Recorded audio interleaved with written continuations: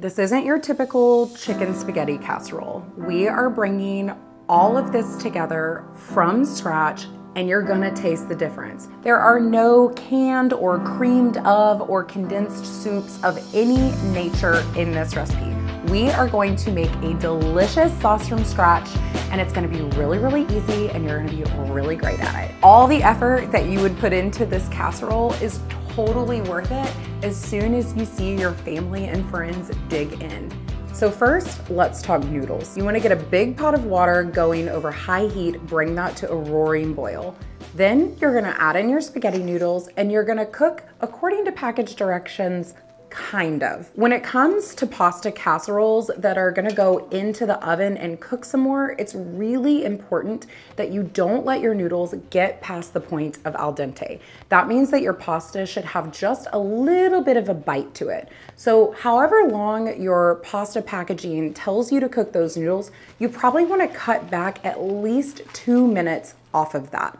If you put a fully cooked noodle into the oven at 350 degrees for 30 minutes, your pasta is gonna end up total mush. Nobody wants mushy chicken spaghetti. Moving on to the chicken. As far as the chicken goes, you have options. You could use any leftover chicken that you might have on hand from the day before. You could use a store-bought rotisserie chicken, or you can use my favorite chicken recipe, which is my perfect oven-baked chicken. And you can get that full recipe on my blog at theanthonykitchen.com.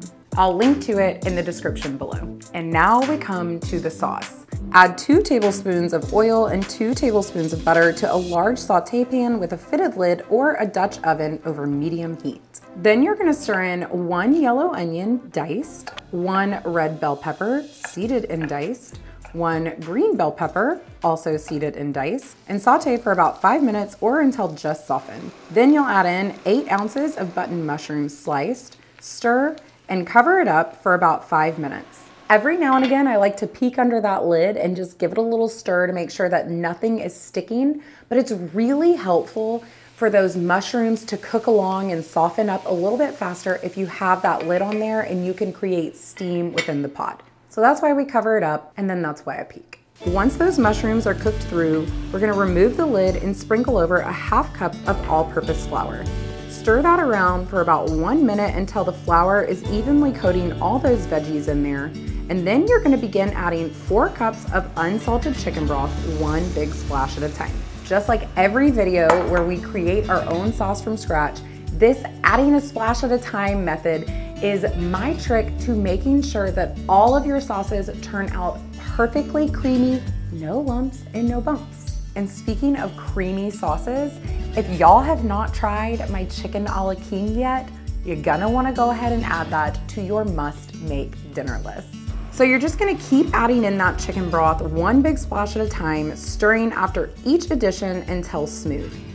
Once all of your chicken broth has been added, you'll add in 1 cup of half and half, stir that around, and then we're gonna add in the seasoning. You'll need 2½ teaspoons of kosher salt, 1 teaspoon of chili powder, 1 teaspoon of garlic powder, and ½ teaspoon of black pepper. We're also gonna go ahead and add in 2 teaspoons of hot sauce.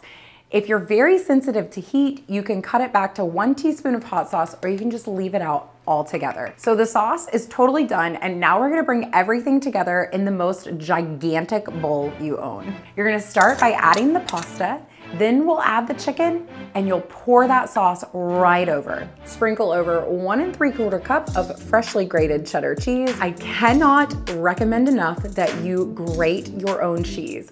Freshly grated cheese is going to have an entirely different texture, and the flavor is going to be exponentially better.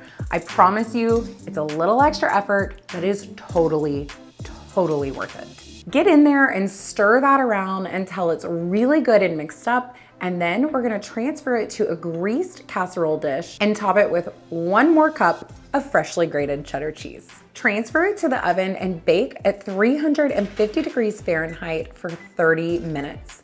As soon as that cheese is looking really gorgeous and melty and the sides are bubbling up, you can remove it from the oven, and while you're waiting on it to cool down a bit, chop up a little parsley, garnish the casserole, then your chicken spaghetti is ready and you can dig right in.